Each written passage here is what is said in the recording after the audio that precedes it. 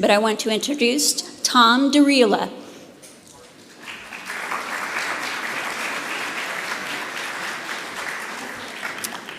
So hi, good afternoon. My name's Tom DeRila. I'm the market president for TD Bank, America's most convenient bank here in South Florida. And so we're really proud to be the sponsor again this year for the Miami Book Fair here at Miami-Dade College. It really fulfills two key cornerstones for us: literacy and community involvement. So every year during the summer, we have a summer reading program where we give out thousands and thousands of books to students all through our footprint from Maine to Florida. And we also think community events like this that bring people together, that help people kind of engage in the community are really powerful and impactful. So we're really, again, proud to be a sponsor of this year's Miami Book Fair here at Miami-Dade College. So without further ado, I'd like to introduce our next session.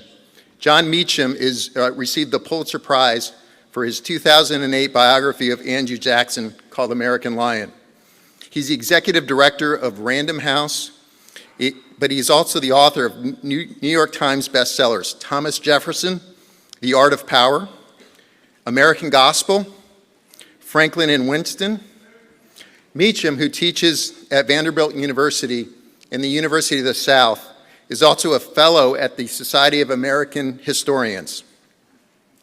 His book, Destiny and Power, The American Odyssey of George Herbert Walker Bush from Random House, paints an intimate and surprising portrait of an intensely private man who led the nation through tumultuous times.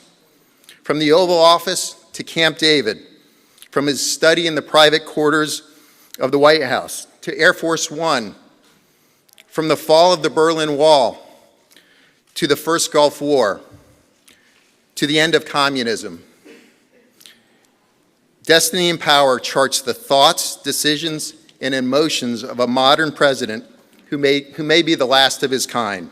This is a human story of a man who has, like the nation he led, at once noble and flawed. So ladies and gentlemen, please help me introduce Jon Meacham. Thank you.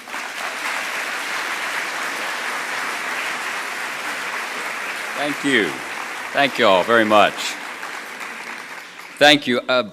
Whenever I hear a warm introduction, and I'm inclined to think that there's a point to all that, I think back to a national book festival on the Mall about 6, 7 years ago, and I was on my way to give a talk about Andrew Jackson at the time, and a woman ran up to me, which doesn't happen enough, and said, "Oh my God, it's you." And I said, well, yes, you know. Existentially speaking, that's hard to argue with. She said, "I'm such a huge fan, will you wait right here and sign my book? I'm gonna go get your book." I said, "Yes, ma'am." And hand to God, she brought back John Grisham's latest novel. So,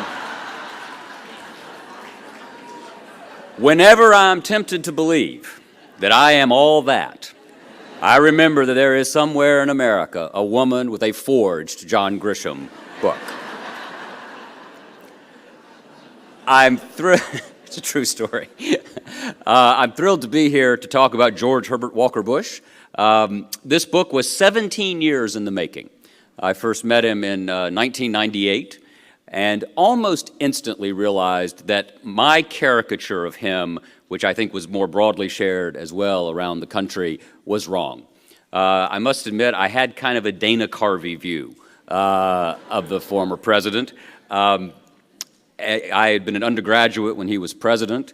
I went to a small college, you all may know it, called Sewanee, the University of the South. For those of you who do not know it, it's best understood as a combination of Downton Abbey and Deliverance put together. And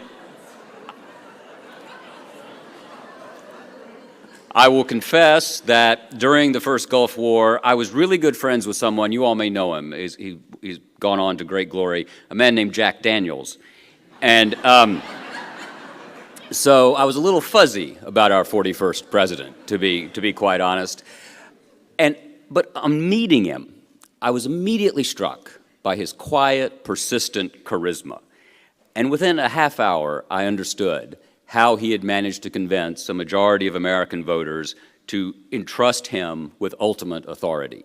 And if you do what I do, which is write biographies of people who ask us to entrust them with our fates, the fates of our children, the shape of our country, indeed the balance of the world, how they get there, how they make that sale, and then what they do once they're there, and how those characteristics and qualities play out for good and for ill, often their vices and their virtues. We all have, as the French say, the vices of our virtues. You want to be able to explore a complicated human story. And I believe that George Herbert Walker Bush is among the most complicated, emotional men who've held the presidency in modern times. He is also one of the most emotional men, which was the great surprise to me. He has, as his speechwriter Christopher Buckley once put it, the tear ducts of a Sicilian grandmother. I began interviewing him in 2006 for this book. And the last interview in exchange for it was on September 8th of this year. So it's been a long journey. Sometimes it was like the world's worst wasp-on-wasp therapy. He'd cry, I'd cry. We'd look at the J-Press catalog and move on. But the key to this book and the key to understanding George Bush is this remarkable document, an audio presidential diary. He dictated several times a week. In times of crisis, which you would think he would drop back and not do so much, he actually dictated more. And he gave me unconditional access to that document. He gave me his vice presidential diaries, his presidential diaries, with no condition whatever. And we'll get back to what that tells us in a second. The other great building block of this book was Barbara Bush's diary, which she kept from 1948 forward. And the only condition on the whole project, the family had no right of review, was that any quotation from Mrs. Bush's diary had to be cleared with her. Not the context, not the interpretation, but the quotation. And so I took her 90 pages of excerpts that I would like, asked her the right to quote. She took nothing off the record, so functionally she gave her approval to everything. But the wonderful thing about that afternoon when she was reading what I'd brought her was every once in a while she'd look up and say, I was an opinionated 38-year-old. And it was all I could do to say, ma'am, the apple doesn't fall far from the chronological tree. You know, the silver fox still has plenty of opinions. So this is a portrait as detailed and as intimate as I could get of George H.W. Bush. The family is obviously essential. Your former governor here is obviously a character. The former president of the United States, the 43rd president of the United States, is obviously a character. But this is chiefly the story of a remarkable American who on his 18th birthday graduated from high school and drove to Boston and took an oath as a naval enlistee to fight in the Second World War. He had wanted to sign up on December 8th, 1941, and joined the Royal Canadian Air Force because you could get in quicker because obviously the United Kingdom was at war with Nazi Germany. He decided to wait for graduation. Both his father and Secretary of War Henry Stimson, who was the chairman of the board at Andover, had urged the graduates of Bush's school to go to college for a few years to try to make themselves so they'd be more useful to a long-term war effort. After the graduation ceremonies, Prescott Bush, his father, asked George Bush, well, did the secretary's words have any effect on you? And George Herbert Walker Bush said, no, I'm going. And so he got in the car and went to Boston. From that moment until this hour, and he's 91 years old, he has done his best, I believe, to put the country first. He has done and said things of which he is not particularly proud, like all politicians, like all human beings, if I may. Don't know about you, but I've certainly done that, several this afternoon, and will again before supper. It's the nature of a fallen world. But my argument about George H.W. Bush is that he sought power partly because he believed he was destined to hold control, to play a part on the largest of all possible stages. But once, in whatever he did to amass that power, once it was in his hands, he tried to put what he believed to be the national interest ahead of his own political interest. And we'll walk through some concrete examples of that. This is not nostalgic. It is not sentimental. This is simply the fact of the matter that this man who ran tough races, who did not always take the positions that we would like him in retrospect to have taken, but once he was there, he put his own political career at risk in order to advance the interests of the nation as he saw them. And that is no small tribute to a public man. The diaries, which I used extensively, really do take you inside the presidency in a way that I've not seen before. Possibly John Quincy Adams' diaries. I'm sure you all were reading those on the way over. There's great audio. But it's that's unfair to John Quincy Adams, I'm sorry. It's actually a remarkable diary, and we all should read it.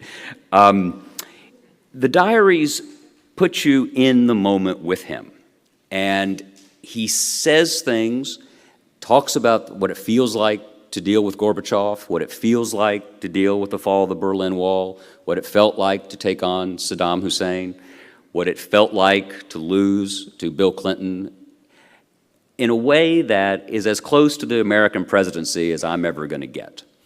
And he's such a seemingly buttoned-up man. Remember when he looked at his watch on his right hand?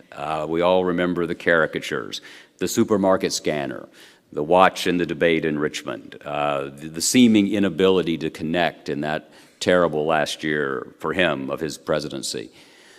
But in private, he was an incredibly sensate, tactile man who I believe used this diary in a therapeutic way, because part of his code, part of his, if I may, WASP code, was that you never complained. You didn't, as he put it to me once, no one ever wants to hear the President of the United States say, "Oh, woe is me." You're just damn lucky to be there. And because of that, the only person to whom he could complain was himself. Into this diary, it was a handheld cassette recorder, one of those little micro recorders. He carried it around in his briefcase. He dictated at Camp David, in his study upstairs, in his study off the Oval Office, and on Air Force One, on Marine One. And always being the great director of the CIA, he compartmentalized who knew about it. So very few people, even those very close to him, knew that he kept this diary. And through this diary, I think we find a man, as I say, who always attempted, knowing the political cost of what he was going to do, wanted to put America first. Let's talk about how he got there. He had two separate forces that always shaped his character, and they both came from his mother, a formidable woman, Dorothy Walker Bush, who once broke her wrist while playing tennis and then finished the match and won. Jonathan Bush, the president's brother, told me, "Mother was always gracious in defeat, but of course she never lost." So that makes it easier to be gracious in defeat. So there was this ambient sense in the Bush household at Grove Lane in Greenwich. His father was an investment banker, actually kind of an early private equity guy.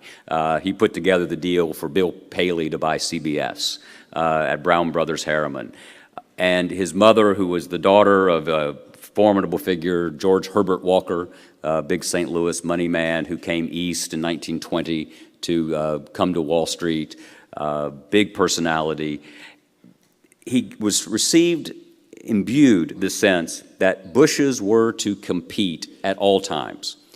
One of his old Texas political aides told me that years later, you never wanted to play ping pong at the Bush's house because it was like a projectile missile coming at you. Henry Kissinger once came to dinner, and his Secret Service agents were defeated at tiddlywinks in a way that they left with bandages on. So these are people who fight hard. And so there was this ambient expectation that Bushes were to compete and to win, always fairly, always within the rules, but compete, compete, compete. Mrs. Bush used to expect them to climb the trees in the yard at Grove Lane as high as they could. And a neighbor once came over and said, "Oh, Mrs. Bush, I think they're going to fall." And she said, "Well, if they do, they'll learn something." It was this intense competitive reality. But then Mrs. Bush taught them, and particularly Poppy Bush, as he was known, George H.W. Bush, never to talk about themselves. She functionally issued a fatwa against the first-person pronoun. And so George would come home and say, "I hit a double." And she'd say, "That's great, dear. How did the team do?" She said, "No one wants to hear about the great I am." She said, "George, no one wants to hear a braggadocio." When he was Vice President of the United States, she called him after a State of the Union and asked him why he had been reading along, what he had been reading during President Reagan's State of the Union. And he said, "Well, I was reading the text of the speech." And she said, "Well, he was reading it out loud. Couldn't you just listen?" And he never again did it. I think that one of the reasons he was occasionally challenged by the English language, which giving Dana Carvey a career, was because these were two competing forces he heard in his head. Win, win, win, but don't talk about it, don't talk about it, don't talk about it. And so he emerged from childhood as this remarkably empathetic figure. His brother Jonathan again said that his brother had been born with an innate empathy. And in fact, his childhood nickname was Have-Half, because whenever he had a treat or a dessert, he would cut it in half and give it to the other kid. He once, Bennett McNichol is a key figure in understanding George H.W. Bush. Bennett McNichol, lost to history until now, was a slightly overweight kid at Greenwich Country Day School who got stuck in a barrel on an obstacle course race. And it was Poppy Bush who stopped, went back, and pulled him out of the barrel, and they finished the race together. And I asked President Bush decades and decades later, "Well, why did you do that?" And he said, "Well, you know, I'd never not been picked for a team. I'd never been stuck in a barrel, and I just thought, what if I wasn't picked, or what if I were stuck? I'd want someone to pull me out." There was an innate empathy there. So these forces created a remarkably complex adult. During the war, I believe two other human tragedies shaped the man that we know as the 41st president. One was on Saturday, September 2nd, 1944. He flew a mission codenamed Baker over Chichijima in the Pacific, the Bonin Islands. He was to take out a radio supply and communications point for the Japanese. He was hit by Japanese fire. He finished his mission. He dropped the bombs, took the tower out, and peeled back out to sea. He saw the fire running along the wings, the cockpit filled with smoke. He ordered his two crewmen to bail out, hit the silk, he said. He turned the plane, as he was supposed to do, to enable them to do that, and then he bailed out. And he was nearly decapitated. He went out like this, and of course the plane kept going. So he gashed his head on the tail of the plane. Another 6-7 inches, and he would have died right there. He plunges deep into the sea. Fortunately, his life raft has fallen near him. He spends 4 hours in the Pacific. If the wind and tide had been blowing toward Chichijima as opposed to away from it, he most likely would have become a Japanese prisoner of war on an island which was famous later for war crimes, including cannibalism, which led George Bush to say occasionally to Barbara that he had almost ended up as an hors d'oeuvre. But though the loss of those two men, Del Delaney and Ted White, were with him every day and still are. I asked the president on a number of occasions if he thought about them every day, and he said yes. And he wept and said he had two questions about that haunted him all these decades later. One was, did he do enough to save them? And the answer was yes, technically. And the second was, why was I spared? Why me and not them? And I believe that every day since then, since 1944, he has been trying to prove himself commensurate with their sacrifice, that he was worthy of being spared when others were not. The second tragic event was the loss of their daughter, Robin, to leukemia in 1953. She was 4 years old. George W. had been born in 46, Robin in 1949. Neither George nor Barbara Bush had heard the word leukemia until they heard her daughter's diagnosis in the pediatrician's office in Midland, Texas. She survived about 6 months into the diagnosis and then died in October of 1953. In discussing this, the president was invariably emotional and teary. I asked him what he felt, what he had taken away from it, and he said that the chief thing was that life was unpredictable and fragile. Unpredictable and fragile.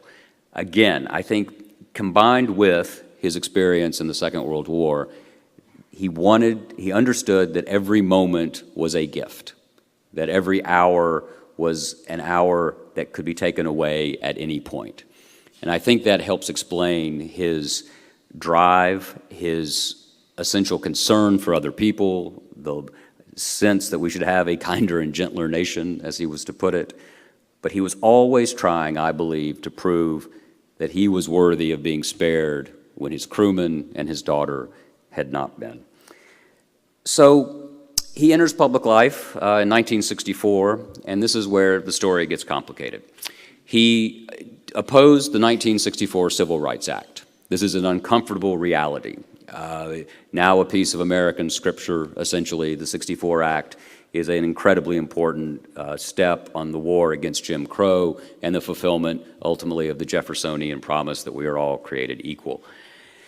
He was running for the Senate in Texas. He was a Goldwater Republican. He was uncomfortable with that level of conservatism, but he was a very ambitious man. He was a man who had been taught to win, win, win. But what does he do when he becomes a member of Congress 2 years later? He's elected to Congress in 1966. In 1968, and in the wake of the assassination of Martin Luther King, this Congress is to vote on a Fair Housing Act to lift racial discrimination from the housing market, and Bush votes for it. This is a man who is representing the 7th District of Texas, Houston, a Republican district. His constituents rose up against him. He went down to Memorial High School in Houston and faced down an angry, angry crowd. Words that should not have been used then and are never used now were thrown at him. He quoted Edmund Burke saying that a representative did not owe his constituents simply voting their will, but that he owed them his best judgment. And his best judgment was that he had seen African-American soldiers fighting for their country in Vietnam, and he could not imagine a world in which they could fight for their country abroad, but not buy a house wherever they wanted to buy one at home. So he took a courageous stand while he actually had the power, though he had not been right on the issue early on. It was a pattern that would recur. He was a remarkable public servant from 1970 forward.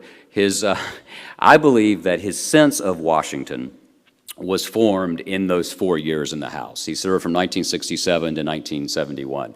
And if this is like talking about Thermopylae at this point, so bear with me. George Herbert Walker Bush, as a Republican congressman from Texas, voted with Lyndon Johnson 53% of the time. Can you imagine a Republican congressman voting with a Democratic president, or vice versa, 53% of the time? So you might think, well, that's fine, but when Nixon comes into office in '69, and Bush had 2 years in the House under him, that number must skyrocket. And it does. It surged to 55%. This was a man who called them as he saw them, and who came of age in a Washington where Republicans and Democrats were friends. Again, this is like talking about the Peloponnesian Wars. I understand that.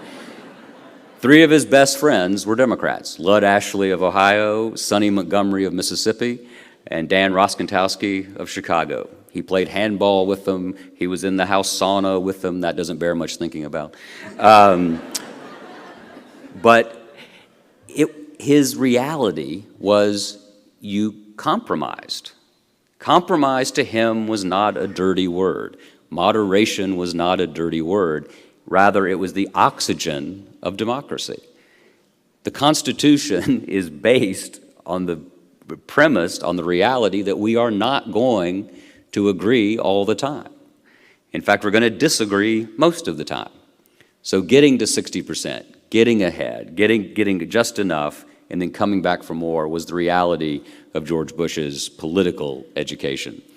He then went on, as you know, to have that remarkable resume. He was ambassador to the United Nations, one road not taken. He was, for about 40 minutes in 1971, an aide to Bob Haldeman. That, fortunately, was undone quickly. He had rather brilliantly made a pitch to Nixon. Bush wanted to be the UN ambassador. Nixon wanted him to come into the White House. But brilliantly, Bush knew what would appeal to Nixon's ego and emotional mindset. And the case he made to Nixon was, you know, no one is up in New York making a case for you. No one's defending you in the media, diplomatic, and financial circles of New York, and I can do that. And it was a brilliant thing to say, for here is the polished son of the senator from Connecticut saying to the son of a grocer from Yorba Linda that I want to carry water for you. I want to make your case. And Nixon sat alone in the Oval Office for a few minutes and decided that Bush had been right, that he wanted him up in New York. There was a secondary motive there too, which is a piece of news in the book for the real dorks out there, like me. Nixon wanted him to forego living in the ambassadorial apartment on the 42nd floor of the Waldorf Astoria, where his neighbor was Mrs. Douglas MacArthur, and also the home of Herbert Hoover for many years, and wanted the Bushes to move to Greenwich, establish residency, and then Bush would run for the Senate against Abe Ribicoff, an ancient Bush family foe, in 1972. Bush, at that point, though, believed himself a Texan. His journey to Texas in 1948 was absolutely essential to his life. Without that, I do not believe he would have been president of the United States. He would have been a New England Republican, and we know how many there are of those now. There are 4, and maybe they're here. You know, it's like Episcopalians. There are only 6 of us left. We can vote on anything with 4 people. But he believed himself to be a Texan. On his trip down there, he had stopped for Barbara and George W. came on a plane later. He drove a red Studebaker and stopped in Abilene for lunch. And he ordered chicken fried steak, not knowing if it was chicken fried like a steak or steak fried like a chicken. So he ordered a couple of Lone Star beers, and it didn't matter at that point. Saw himself as a Texan, and he had moved, it's interesting, he had moved as the political center of gravity of the country was moving south and west. Bush moved south and west. And so he comes to run for president in 1980 against Ronald Reagan. What second prize? But he won the Iowa caucus and was very nearly not on the ticket. This is a story of a man who almost, at many different points, if things had broken this way or that way, would have been a political hors d'oeuvre. He barely made it on the ticket with Reagan, becomes vice president, and then comes the 1988 campaign. And this is the second example.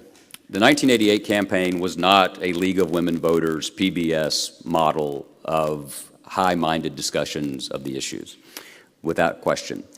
But once Bush won, and I also believe that he was not a Reagan third term. That's not I think, a fair way of putting it.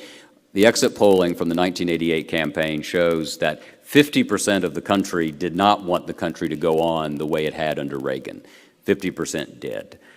So it wasn't as though there was this great 75, 80% of the country that wanted Reaganism to continue. Bush convinced enough people, as he had his entire life, that their fates would be safe in his hands. So what does he do when he becomes president after this hard-hitting race against Governor Dukakis? He tries to recreate the world that he had known as a congressman, a culture of compromise, a culture where the president threw the doors of the White House open, as Lyndon Johnson had done. And it produced, for several years, results. He would take Polaroid one-step pictures of congressmen on the Lincoln bed to charm them. A Polaroid one-step, for the young people in the audience, was early social media. Totally parenthetically, I was teaching a class at Vanderbilt last year, and for some reason the conversation fell to student newspapers, and I described how we used to cut columns of type out and paste it, and a young woman raised her hand and said, "Oh my God, that's where cut and paste came from." Wow. It's tough being middle-aged.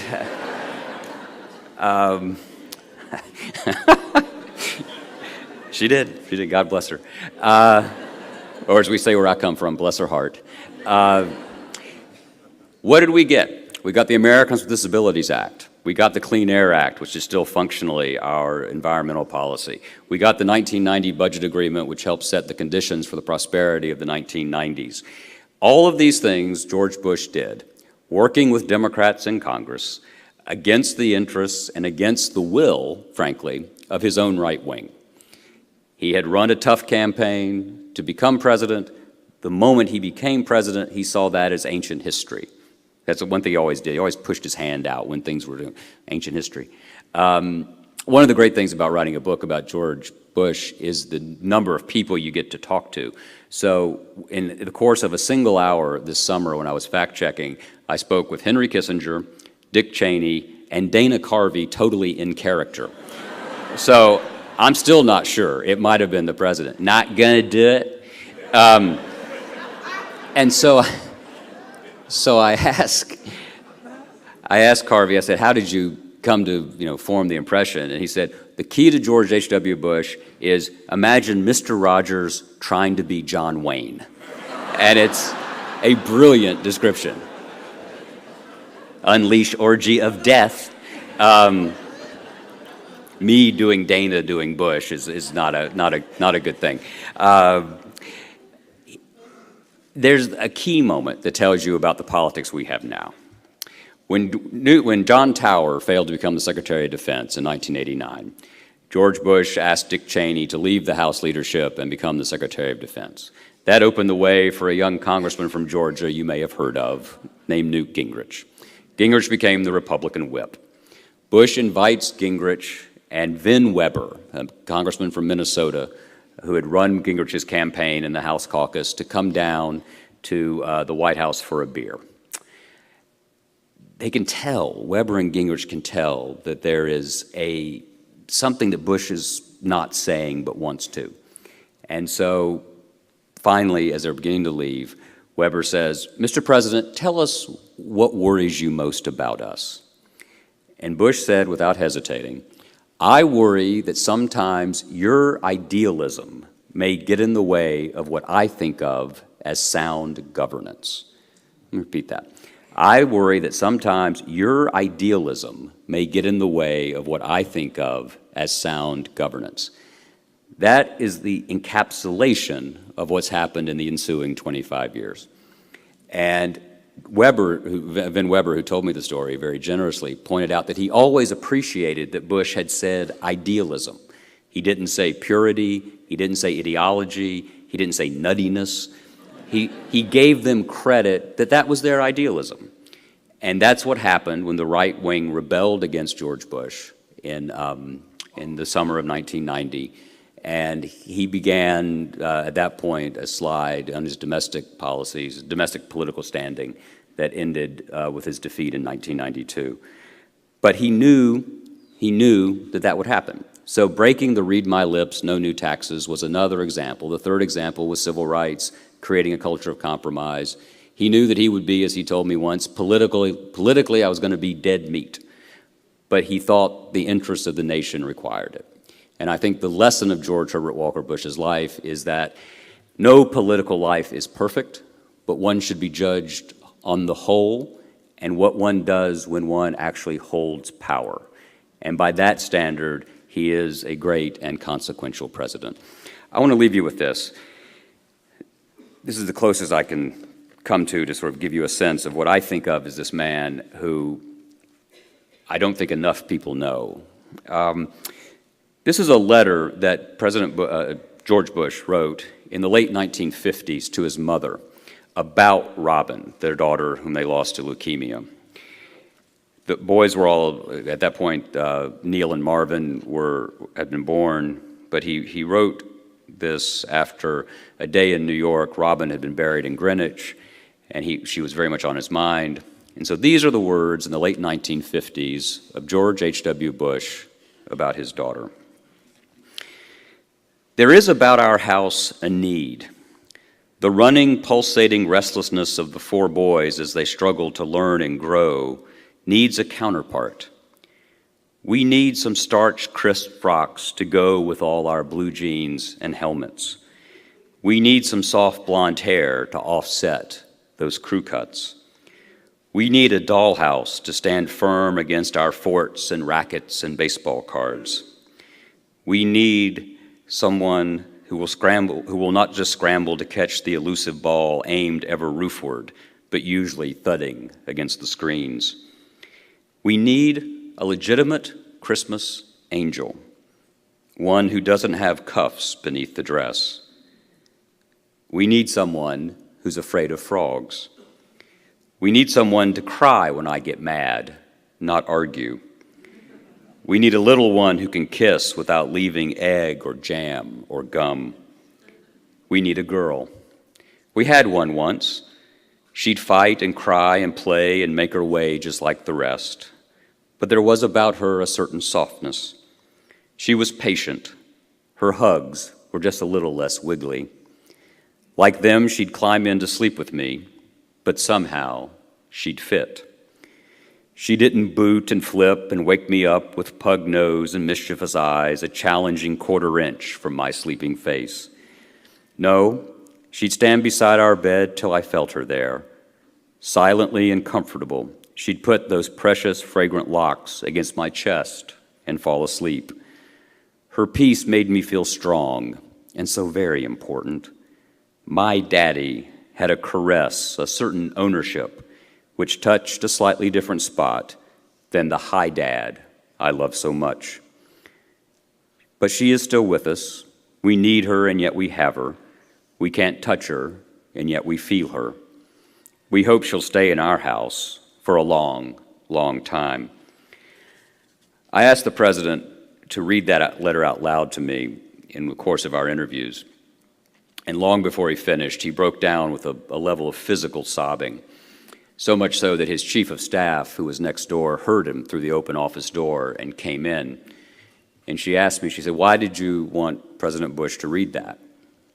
And I said, "Well, if you want to know someone's heart," and before I could finish the sentence, the president said, "You have to know what breaks it." Thank you.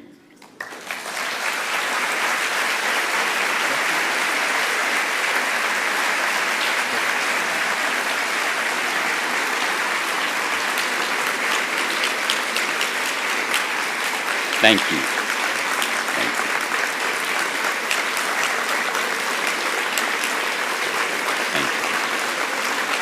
Thank you. Thank you. Thank you. Thank you. We have time for 2 questions and then Koppel.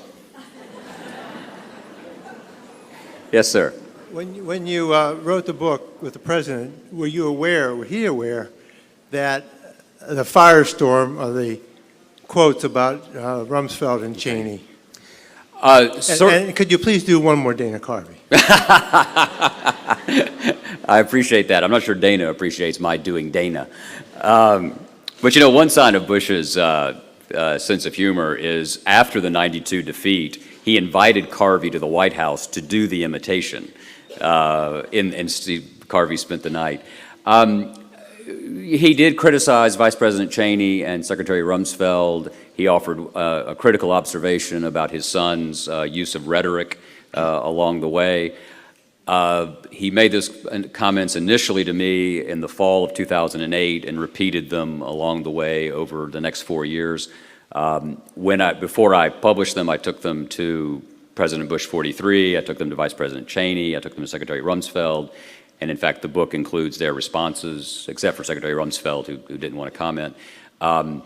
And so, yes, I certainly knew they would. And in December of last year, I took them back to President Bush and said, I can't, as they say in the legislative branch, I can't let you revise your remarks, but if you want to extend them, that is, if you want to say, I said this 7 years ago, and passions have cooled and I've rethought it, I'll certainly note that. I'm not taking it off the record, but I will note that you changed your mind. And he looked me dead in the eye and said, "That's what I said." And so I believe that he said these things because he believes in the historical record. I believe that's why he cooperated at the level he cooperated with me. He honestly believes that he did the best he possibly could, and that clear-eyed historians and hopefully a clear-eyed, broad posterity will see that. Yes, sir. Thank you for the talk. So Jefferson, Jackson, Roosevelt, and Bush. You've written books about all four of them. The only difference is that only one of them you could ask a follow-up question to. Well, how do you know that I'm not like Jack Nicholson in The Shining? Based on today's performance, I put you closer with Robin Williams. So the question is, of that observation, that must have presented a series of unique, insight and access, but a series of unique challenges, professionally and personally, for you to write that book, because in addition to Bush obviously caring for you to let you do it, you seem to care for him. So how did you, how'd you balance those two? Fabulous question. I struggled with that for more than a decade. The final test had to be, and this is why I worked to the very last moment on the manuscript. Random House actually sent armed guards. Special forces came to my house in Nashville to get the manuscript. It was like Zero Dark 30, the literary version. People were coming in the windows, They were very patient with me. Patient in tribulation, as St. Paul said. I think that what I had to make sure of is, in my heart and mind, did I believe that I had come as close as possible as I could as a biographer to the truth about this man and what he did? Now, I believe I did. I'm confident in my heart that I've done that. The question you're raising is, and what worried me, again, for more than a decade, was would I be able to call them as I saw them? Frankly, would I be able to throw a biographical punch when I thought that he deserved to be called to account? I believe that I did that. I find Iran-Contra to be a dark chapter. I believe that his strange underappreciation, to put it kindly, of the rhetorical requirements of his office to be a signal failure in his conduct of the presidency. For 3 days after he broke the No New Taxes pledge, he did not appear to explain this to the American people. And one of the mysteries of George Bush, which I think I have an explanation for, is how do you spend 8 years as Ronald Reagan's understudy and fail to come to a greater appreciation of the power of the bully pulpit? And yet, I think Bush was intimidated by Reagan, so much so that he almost walked away from lessons he could learn and saw the Reagan presidency, the capacity of the Reagan presidency to communicate brilliantly with the people to be showbiz, as he puts it. So he was uncomfortable with that. The people around him who had to advise him on this had an uphill struggle, always. His speechwriters were a persecuted minority within the White House. I think they'll agree with that. So I did worry about that. And the other thing, which as a book lovers you'll appreciate, is it did present a different literary challenge, which was this. If I'm describing Thomas Jefferson at dinner, I've never had dinner with Thomas Jefferson. And so if I write a couple of paragraphs that I find to be sufficiently coherent and elegant, hopefully, I can say, well, that must have been what it was like to have dinner with Thomas Jefferson. But describing someone as complicated as Bush, again, I believe him to be a charismatic figure. I suspect many of you would greet that claim with some skepticism. An NPR interviewer, Robert Siegel, asked me about this a couple of weeks ago and said that he had used the word, he said around the office, he had said that he'd asked some of the people who worked with him, would you ever think of the word charismatic when you thought about George H.W. Bush? And they had all said no. And then I said, well, have they ever met him? And to some extent, that's a fair reply on my part. To some extent, it's not, because a presidential leadership cannot be predicated upon his meeting 335 million people. You have to lead in a broader sense. And so I think we call him to account on that. But these were challenges.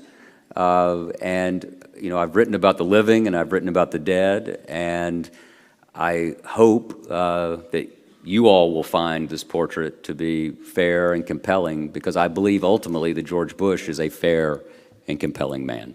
Thank you very much.